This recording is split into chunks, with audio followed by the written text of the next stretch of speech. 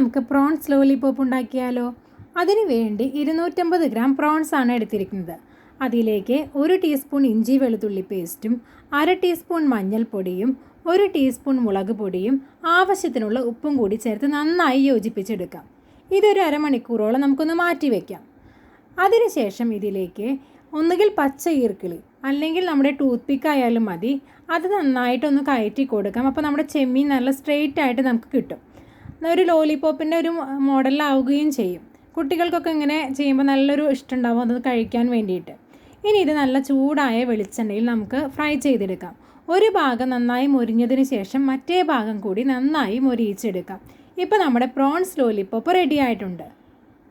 എല്ലാവർക്കും ഇത് ഇഷ്ടമായെന്ന് കരുതുന്നു.